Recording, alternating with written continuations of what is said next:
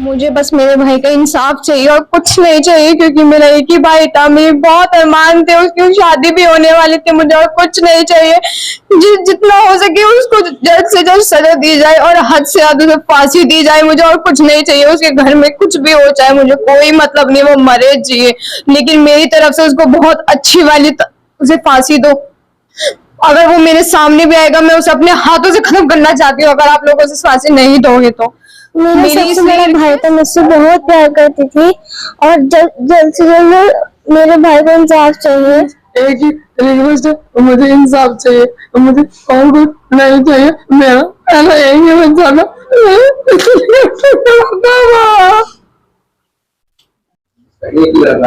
नमस्कार, मैं हूं रूप सिंह गोसाई और आप देख रहे हैं वीएस न्यूज दिल्ली और एएनसी इंडिया।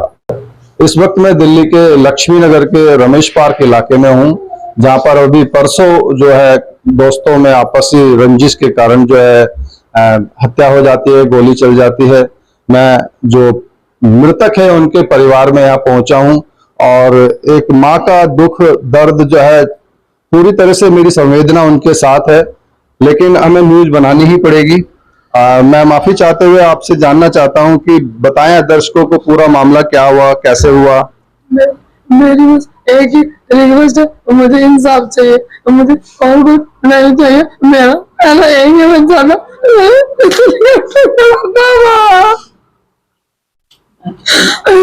जाना यही बस, मेरे बच्चे का इंसाफ चाहिए मुझे। मुझे छोड़ दिया बिल्कुल। ये मृतक की माता है शहनाज।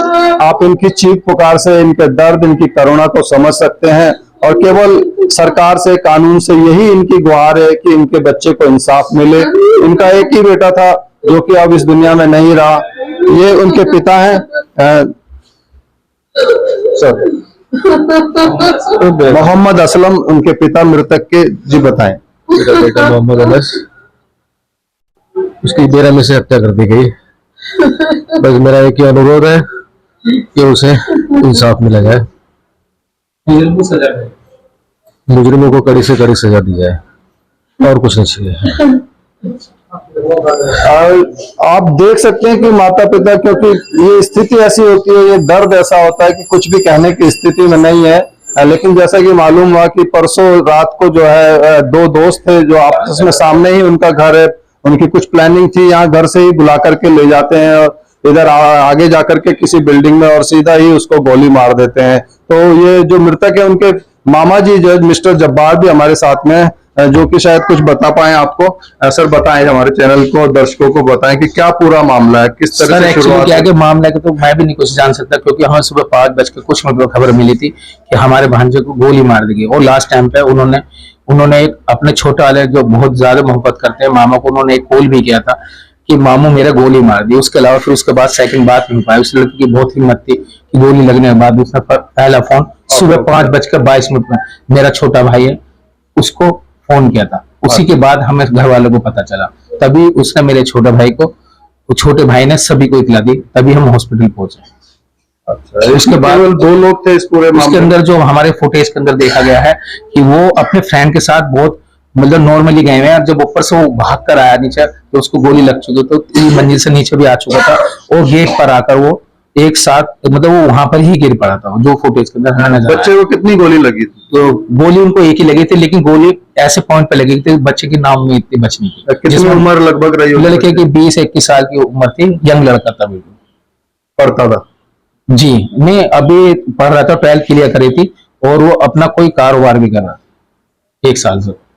सर बस मैं तो यही चाहता हूँ कि जो हमारे भांजे को जिसने गोली मारी, और प्रशासन से मेरी ये रिक्वेस्ट है कि वो जो ना उसको सख्त सजा दिया। हमारे तो ये है कि हमारा तो चलेगा, उसको भी फांसी होनी चाहिए, क्योंकि पूरा घर बिखर चुका है। उनका एक ही बेटा था, 2 बेटियां, उसकी छोटी बहन है 2 उनकी, और पूरा घर बिखर चुका। बाकी आप हालात देख रहे हैं कैसे इस घर की, कि माँ की हालात देखो आप कैसे, बाप के हालात देखो कैसे, क्योंकि उनका एक ही सहारा था और वो भी उन जाहिलों ने, उन्होंने जलीलों ने वो सहारा छीन लिया प्लानिंग कर। थैंक यू भैया। जी जी। मृतक अनस की छोटी 2 बहनें हमारे साथ हैं, वो अपना कुछ कहना चाह रही हैं। जी।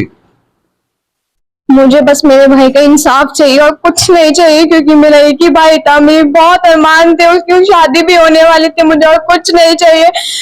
जितना हो सके उसको जल्द से जल्द सजा दी जाए और हद से ज्यादा उसे फांसी दी जाए। मुझे और कुछ नहीं चाहिए, उसके घर में कुछ भी हो जाए मुझे कोई मतलब नहीं, वो मरे जिए, लेकिन मेरी तरफ से उसको बहुत अच्छी वाली उसे फांसी दो।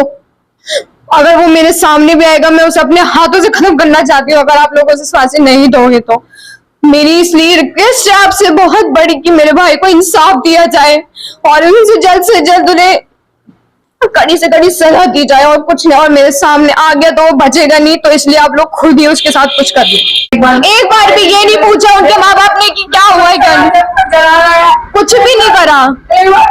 कुछ नहीं हुआ, कैसे हुआ, कुछ हुआ, कुछ नहीं पूछा, तो क्या कर रहे हो? भाग गए होंगे, आराम हो। अरे ला लिया, मैं उसे छोड़ूंगी नहीं, मैं खुद कह रही हूँ इस बात को, मेरा दिल मृतक के परिजनों का पुलिस पर ये पूरी तरह से आरोप है कि मृतक की मृत्यु के बाद अभी तक पुलिस ने जो उचित कानूनी कार्रवाई थी वो नहीं की है। अभी तक इनके घर पर भी इनकी सुध लेने को नहीं आए हैं। तो मैं दिल्ली पुलिस से भी, दिल्ली पुलिस कमिश्नर साहब से भी रिक्वेस्ट करूंगा कि वो जो आरोपी है उसके लिए कड़ी से कड़ी जो सजा उसकी बनती है इस मामले के तहत तो उस सजा को दिलवाए, उस सजा को दिलवाएं। बिल्कुल ठीक घर के सामने ही उनका घर है, जो कि सेकंड फ्लोर का जो लड़का है समीर सैम, जिसने गोली मारी है। और कानून से यही दरख्वास्त है कि वो जो भी इसके प्रति जो उचित कानूनी कार्रवाई बनती है उस पर अमल करते हुए उसको जरूर पूरा करें। प्रशासन जो आपका शुभ नाम, अपना परिचय देते हुए। मेरा नाम है, जी बताएं। मेरा ये भांजा लगता था। जी, प्रशासन से यही हमें उम्मीद है, यही हम चाहते हैं कि प्रशासन चाहे सब कुछ कर सकता है ना।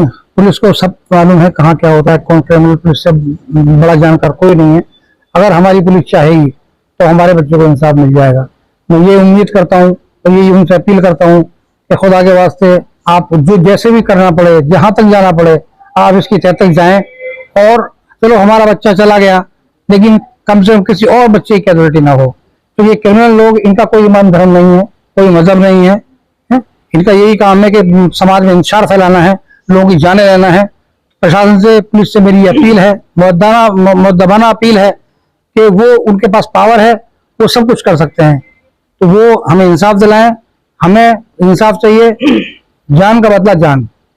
जिस लड़के ने गोली चलाई क्या वो उसका बैकग्राउंड क्या, बैकग्राउंड क्रिमिनल बैकग्राउंड है, बताते हैं क्रिमिनल? हाँ, सब लोग, हम यहाँ सब परसों इकट्ठा थे जनाजे से पहले, तो हमने तो, हालांकि जो मैं बाहर रहता हूँ इतना मालूम नहीं, लेकिन यहाँ के लोगों से, आवाम से जो पता लगा उसके हिसाब से हम कह सकते हैं कि वो लड़का के क्रिमिनल बैकग्राउंड से है और पहले भी शायद थाने में या पुलिस में उसके नाम है, नामजद है, वो रिकॉर्ड है किसी केस में। और हुलिये से आप देख सकते हैं, तो आप देखेंगे तो आदमी का हुलिया बता देता है कि आज किस बैकग्राउंड से ताल्लुक रखता है।